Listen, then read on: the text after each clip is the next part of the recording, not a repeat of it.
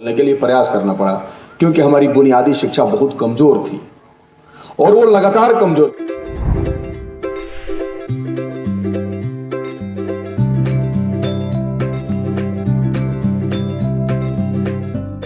संकल्प के साथ राजनीति की शुरुआत की थी और लड़ते हुए आपने हमें विधानसभा में जाने का मौका दिया। तो हमारा जो मुख्य सवाल था कि हमें वो सवाल जो रोज लड़ा जा रहा है सड़कों पर, जिन सवालों से जनता रूबरू हो रही है, जिन सवालों का हल आज़ादी के इतने दिनों बाद तक भी नहीं किया गया, उन तमाम सवालों को विधानसभा में उठाया जाए। और हमारा यही नारा था कि हमारी लड़ाई इसलिए है ताकि हम सड़क के सवाल को संसद तक ले जाना चाहते हैं।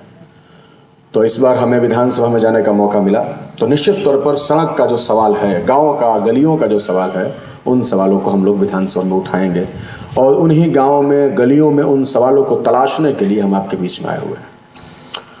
और ये चारों प्रखंडों में हमारा कार्यालय है और उसी के इर्द गिर्द, उसी को केंद्र करके, चूँकि कुछ तो सेंटर होना चाहिए जिसके आसपास तमाम लोग जुटेंगे, तो उसी के इर्द गिर्द हम लोग ये कार्यक्रम कर रहे हैं। कल 61 प्रखंड में हुआ, आज यहाँ होगा, फिर नवानगर में, डुमराव में होगा, कल डुमराव में भी है।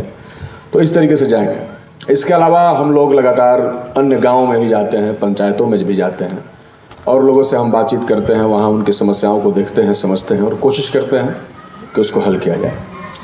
तो इसके लिए हम लोग काम कर रहे हैं। चुनाव ख़त्म हुए आज 2.5 महीने हो चुके हैं और ये विधानसभा का दूसरा सत्र शुरू होगा। पिछला सत्र तो शपथ का था, 5 दिनों का ही था, लेकिन उसमें भी हमने रोजगार के सवाल को, शिक्षा के सवाल को, खेती किसानी और मजदूरी के सवाल को प्रमुखता से उठाया था।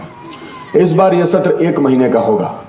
तो 1 महीने जो ये सत्र चलेगा, हम लोग पूरी कोशिश करेंगे कि यह विधानसभा का सत्र जनता के लिए ज़्यादा फायदे का सत्र हो। उसमें जनता की ज़्यादा बातें कही जाए, ज़्यादा बातें सुनी जाए और जनता के पक्ष में कानून बनाया जाए। तो ये हमारी कोशिश रहेगी। 19 तारीख से सत्र शुरू होगा। इसके पहले यथासंभव जितने सवाल हम लोग ले सकते हैं लेंगे। जो छूट जाएंगे वो अगले सत्र के लिए होगा या उसके बाद के लिए होगा, लेकिन जितना संभव होगा वो इसके लिए लिया जा रहा है। तो चुनाव खत्म हुए 2.5 महीने हो चुके हैं। चुनाव में जब हम लोग घूम रहे थे तो हमने आपसे वादा किया था। पहला तो लोगों ने कहा कि ये बाहर से हैं, हालांकि मैं बाहर से था नहीं। आपके बगल मेरा गांव है। लोगों ने कहा खैर, प्रखंड अलग हो सकता है, जिला अलग हो सकता है, आदमी अलग नहीं हो सकता। तो मैंने कहा था कि मैं यहीं रहूँगा और मैंने 2.5 महीने में इस बात का सबूत मुझे देने की ज़रूरत नहीं है।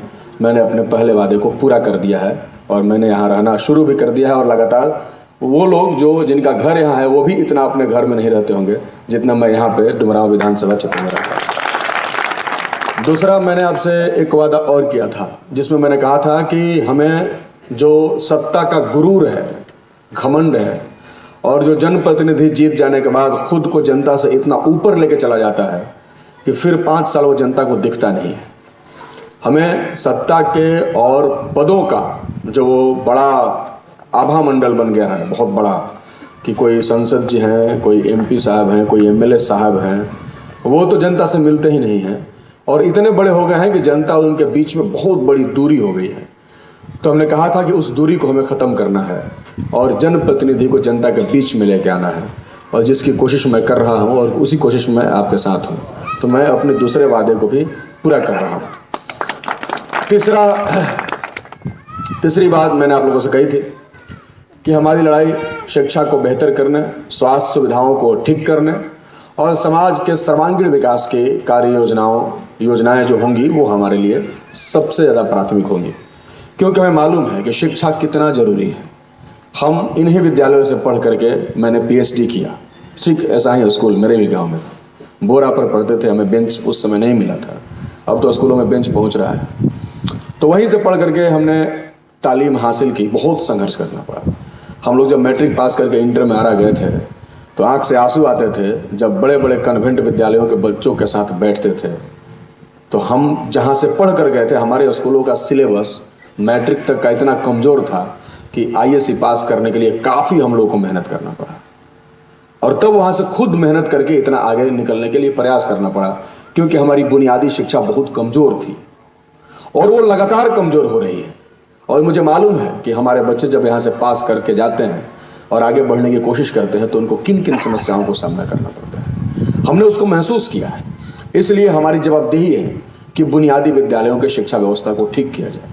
कहाँ तो सिलेबस को ठीक किया जाता या इसके लिए बोला जाता, लड़ा जाता, लेकिन अभी तो सिलेबस दूर का बात हो गया है, विद्यालय ही बचाना सबसे ज्यादा महत्वपूर्ण हो गया है।